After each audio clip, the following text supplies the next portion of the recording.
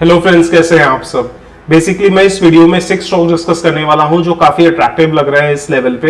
And जैसा आपने जानते हैं मार्केट्स काफी अच्छा परफॉर्म कर रहे हैं कुछ दिनों से, स्पेशली मिड कैप्स और स्मॉल कैप्स आउट परफॉर्म कर रहे हैं, तो कहीं ना कहीं इस अपॉर्चुनिटी को अपने यूटिलाइज करना चाहिए।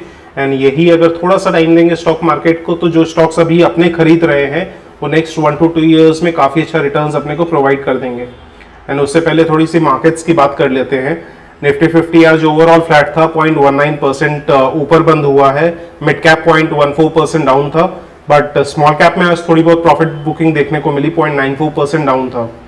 एंड अगर एफआईआईज का एक्शन देखें तो एफआईआईज लगातार नेट बायर्स बन रहे हैं। आज भी इन्होंने 2100 करोड़ के आसपास की नेट बाइंग की है। डीआईआईज अराउंड 1300 करोड़ के नेट सेलर्स थे। एडवांस डिक्लाइन रेशियो 0.65 का था। तो कहीं ना कहीं बीच बीच में ऐसे हल्के फुल्के प्रॉफिट बुकिंग आती रहेगी तो अच्छा रहेगा, मार्केट्स को भी सांस लेने का मौका मिलेगा। और थोड़ा सा जो बीच बीच में ओवरबॉट हो जा रहा है उसकी वजह से मार्केट्स अगर सांस लेगा तो कहीं ना कहीं अपने लिए अच्छा है कि बहुत ज़्यादा करेक्शन अपने को नहीं देखने मिलेगा। एंड कहीं ना कहीं मार्केट्स जो हिंट दे रहा है वो यही कि अभी भी स्मॉल कैप्स और मिड कैप्स में बहुत जान बाकी है। स्पेशली जब निफ्टी 17,000 पे था तब मैं चीख चीख के कह रहा था कि कहीं ना कहीं अगर मार्केट्स को 15K पे जाना होगा या निफ्टी को 15K पे जाना होगा तो इतना टाइम नहीं देगा। बट काफी टाइम मार्केट 17,000 के आसपास था, काफी अट्रैक्टिव वैल्यूएशन पे थे स्टॉक्स। तब मैंने अपनी पोजीशन बिल्ड की और जो भी मेरे चैनल के साथ जुड़ा है उनको भी मैं यही सजेशन दे रहा था कि धीरे धीरे अपनी पोजीशन बिल्ड कर लो। एंड उसके बाद जो वो बियर मार्केट में कहीं ना कहीं फंसा हुआ था, उसमें जब वो सिलिकॉन वैली बैंक और other banking crisis related news आई तो कहीं ना कहीं मुझे सुनने मिला कि अब सारे घमंड चूर होंगे, लोगों को कुछ पता नहीं है, दुनिया तबाह होने वाली है, मार्केट्स धाराशायी होने वाले हैं, एक्सेट्रा एक्सेट्रा। बट कहीं ना कहीं मेरा एक ही आंसर था कि कहीं ना कहीं ये ब्लेसिंग इन डिस्गाइज है, क्योंकि जब भी मार्केट्स ऐसा फंसा हुआ रहता है एक नेगेटिव या बड़ा इवेंट चाहिए होता है जिससे के बाद कि और बुरा क्या होगा। तो कहीं ना कहीं वो बैंकिंग क्राइसिस हो गई जिसकी वजह से ये रियलाइजेशन हुआ कहीं ना कहीं फेड को भी कि अब बहुत ज्यादा अगर वो रेट टाइटन करेंगे तो इकोनॉमी के ऊपर बहुत ज्यादा प्रेशर आ जाएगा। तो उसके बाद से हिंट मिलने लगे कि अब और बहुत ज्यादा रेट हाइक्स नहीं बाकी हैं। एंड जैसा आपने देख सकते हैं मार्केट्स अभी या निफ्टी 19,750 पे खड़ा है। एंड इस पॉइंट पे भी मुझे ऐसा लगता है कि हो सकता है जो करंट वैल्यूएशन है वो थोड़ी सी ज्यादा हो गई है। निफ्टी 50 की जो प्राइस अर्निंग्स रेशियो है वो 24.18 है। बट आने वाले क्वार्टर्स में जैसे जैसे रॉ मटेरियल्स के प्राइसेस ईज हो रहे हैं, अर्निंग्स या मार्जिन्स बढ़ेंगे, वैसे वैसे ये अर्निंग्स बढ़ेंगी तो प्राइस अर्निंग्स रेशियो भी कंट्रोल में आ जाएगा। एंड अभी भी एग्जॉर्बिटेंट नहीं हुआ है, मीडियन पी से थोड़ा सा ज्यादा है। Price to book value Nifty 50 का 4.83 के आसपास चल रहा है जो थोड़ा सा ज्यादा हो गया है। बट अगेन जैसे जैसे आने वाले टाइम में रेट कट्स होंगे या may be in about 6 months और सो, वैसे वैसे मार्केट्स को और ज्यादा बुलिश मोमेंटम मिलने के पूरे चांसेस है। बट एज ऑफ नाउ अगर मार्केट्स इसी रेंज के आसपास घूमता रहे तो अपने लिए बहुत अच्छा होगा, क्योंकि सिलेक्टिव जो स्मॉल कैप और मिड कैप स्टॉक्स हैं जो काफी अट्रैक्टिव वैल्यूएशन पे हैं, ग्रोथ पोटेंशियल दिखा रहे हैं, उनमें अपने को बाइंग करने का मौका मिलेगा। और मैंने अपना पोर्टफोलियो अच्छा खासा बना लिया है, टचवुड। इसी वजह से मैं एज ऑफ नाउ अच्छे खासे प्रॉफिट में भी हूँ। तो अब आते हैं स्टॉक्स के ऊपर, इंडिविजुअल स्टॉक्स के ऊपर जो जो मैं डिस्कस करने वाला हूं। पहला जो स्टॉक है वो है, एंड उससे पहले कुछ और डिस्कस कर लेते हैं। जैसे फॉर एग्जांपल जो यूएस गवर्नमेंट की 10 ईयर बॉन्ड यील्ड है वो कहां पे है, जैसा आप स्क्रीन पे देख सकते हैं। ये एक बार 4.06% के आसपास चली गई थी रिसेंट में ही, बट अभी वापस गिर के ये 3.75% के आसपास आ गई है, तो जो अगेन पॉजिटिव हो जाता है मार्केट्स के लिए। डॉलर इंडेक्स भी बिलो 100 आ चुका है, जो again emerging markets specially India के लिए बहुत ज्यादा पॉजिटिव हो जाता है।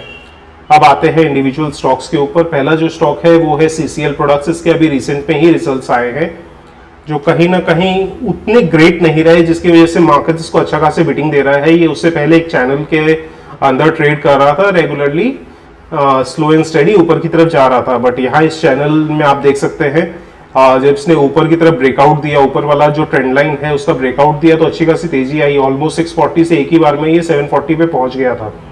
बट कहीं ना कहीं रिजल्ट्स उतने ग्रेट हुए नहीं हैं। अपने रिजल्ट्स के ऊपर एक बार नजर डाल लेते हैं। जैसा आपने देख सकते हैं जून क्वार्टर में सेल्स जो है वो तो इंक्रीज हुई है 520 करोड़ से 655 करोड़, बट अगेन जो नेट प्रॉफिट है उसमें कहीं ना कहीं सीक्वेंशियली डिक्लाइन देखने को मिला है। 85 करोड़ से 61 करोड़ हो गई है। ईपीएस भी ऑब्वियसली 6.41 से 4.56 हो गया है। That means cost of raw materials में काफी असर पड़ा है, जिसकी वजह से स्टॉक को अच्छा खासा डिक्लाइन देखने को मिला है। But year on year consider करें तो स्टिल ईपीएस इंक्रीज किया है एंड रेवेन्यूज में आज सच कोई प्रॉब्लम नहीं है। एंड मैं पर्सनली तब ज्यादा वरीड होता हूं जब रेवेन्यूज या सेल्स डिक्लाइन हो जाती है। वो कहीं ना कहीं इंडिकेशन मिलता है कि डिमांड कम हो रही है प्रोडक्ट्स की। बट एज सच डिमांड कम नहीं हो रही है, मार्जिन है वो धीरे धीरे नॉर्मलाइज हो जाएंगे या वापस ठीक हो जाएंगे। एंड कंपनी का भी कहना है, मैनेजमेंट का कहना है कि अब ये हायर मार्जिन कंज्यूमर प्रोडक्ट्स जो स्मॉल सैशे वगैरह आते हैं कॉफी के, उसके ऊपर ज्यादा फोकस कर रही है, क्योंकि वो हायर मार्जिन प्रोडक्ट्स होते हैं जिससे मार्जिन इंप्रूव हो सकते हैं। तो अगेन 740 750 के आसपास से अच्छा खासा डिक्लाइन देखने को मिला है। 620 पे आ गया है। उम्मीद ये थी कि अपर ट्रेंड लाइन के आसपास ये सपोर्ट लेगा, बट इसने सपोर्ट लिया नहीं, क्योंकि आज भी मार्केट भी प्रेशर में था।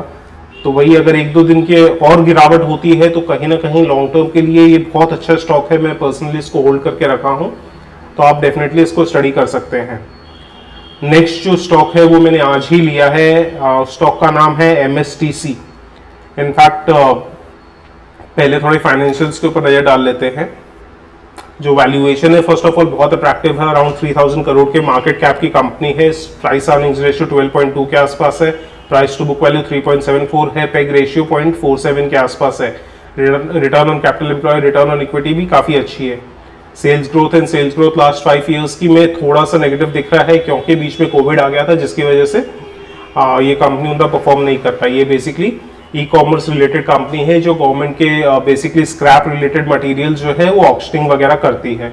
एंड जैसा मेरे कुछ लोगों से जो MSTC से पे डायरेक्टली ऑक्शन में पार्ट लेते हैं उनसे भी बात हुई कि गवर्नमेंट अब धीरे धीरे सब ऑक्शन MSTC के अंदर ट्रांसफर कर रही है, जिससे आने वाले टाइम में MSTC को काफी ग्रोथ देखने को मिल सकता है। एंड लास्ट फ्यू क्वार्टर्स में अगर देखें तो MSTC अब अच्छा परफॉर्म करने लगी है। एंड लास्ट फ्यू क्वार्टर्स से ओवरऑल ग्रोथ देखने को मिला है। बट सबसे इंपॉर्टेंट ये है, मैनेजमेंट का मैंने कॉन कॉल भी पढ़ा है, जिसमें मैनेजमेंट का साफ कहना है कि आने वाले टाइम में कंपनी बहुत अग्रेसिवली ग्रोथ को टारगेट कर रही है। एंड अगर इसके अगर टेक्निकल्स अगर देखते हैं,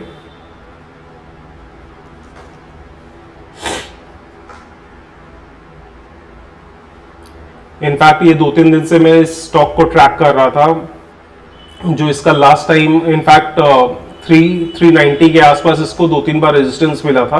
फर्स्ट यहाँ पे ऑलमोस्ट जैन 2022 में, उसके बाद अप्रैल 2022 में, एंड उसके बाद अभी रिसेंट में इसने 14 जुलाई को टच किया। उसके बाद ऑलमोस्ट एकदम ब्रेकआउट दे दिया था, बट रीटेस्ट किया हल्का सा। तो कहीं ना कहीं स्टॉक के ऊपर मेरी नज़र थी। एंड जैसे ही आज सुबह कहीं ना कहीं वॉल्यूम्स के साथ ये इंक्रीज करता हुआ दिखाई दिया, तो मैंने तुरंत खरीदा एंड मेंबर्स को भी इन्फॉर्म किया ऑलमोस्ट 400 के लेवल पे। आप कहीं ना कहीं स्क्रीनशॉट देख सकते हैं। इनफैक्ट मेंबर्स को मैंने कल ही कहा था कि ये company that is looking extremely attractive at around 390 MSTC। It has great future, will discuss in detail soon. और उसके बाद नीचे बताया भी था क्यों। और आज ही अराउंड 10:46 AM पे I bought MSTC at the rate of 500। Members को तुरंत इन्फॉर्म किया एंड आज ही आप देख सकते हैं ये ऑलमोस्ट 435 के आसपास गया था, बट बाद में क्योंकि मार्केट्स प्रेशर में थे तो थोड़ी बहुत प्रॉफिट बुकिंग आई, जिसकी वजह से ये वापस 418 के आसपास बंद हुआ है या 420 के आसपास बंद हुआ है। उसके बाद थर्ड जो स्टॉक है वो है ग्रेविटा इंडिया।